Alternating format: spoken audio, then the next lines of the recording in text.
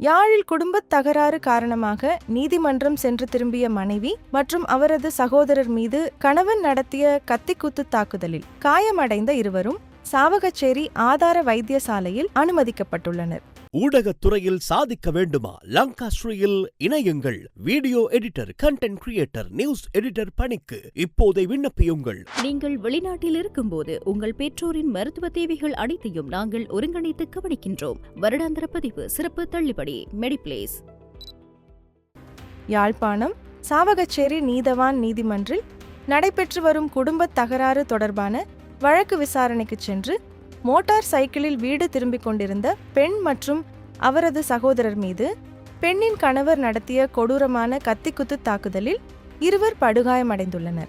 குறித்த தம்பதியினரிடையே நீண்ட காலமாக நிலவி வரும் குடும்ப பிணக்கு காரணமாக மனைவியால் விவாகரத்து அல்லது பராமரிப்பு தொடர்பான வழக்கு சாவகச்சேரி நீதிமன்றில் தொடரப்பட்டிருந்தது. இந்த வழக்கு நேற்றைய தினம் விசாரணைக்கு எடுத்துக்கொள்ளப்பட்டது. விசாரணையில் பங்கேற்பதற்காக மனைவியும் அவருக்கு துணையாக அவரது சகோதரரும் நீதிமன்றத்திற்கு வருகை தந்திருந்தனர்.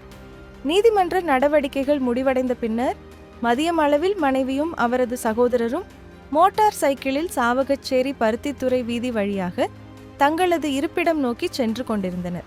இவர்கள் வருவதை முன்கூட்டியே திட்டமிட்டு அறிந்து வைத்திருந்த கணவன் வழியில் ஒரு மறைவான இடத்தில் பதுங்கியிருந்துள்ளார்.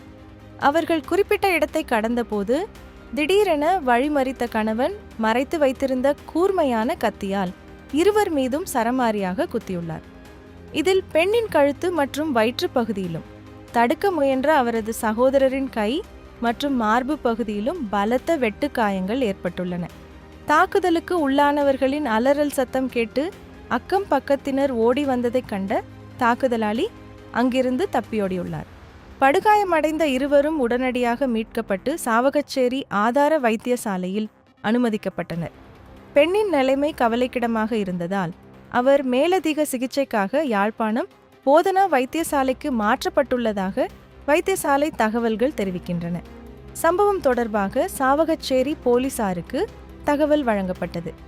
தலைமறைவாகியுள்ள சந்தேக நபரான கணவனை கைது செய்ய போலீசார் தீவிர விசாரணைகளை முன்னெடுத்து வருகின்றனர். பட்டப்பகலில் நீதிமன்ற பகுதிக்கு அருகிலேயே நடைபெற்ற இந்த சம்பவம் அப்பகுதியில் பெரும் பரபரப்பை ஏற்படுத்தியுள்ளது.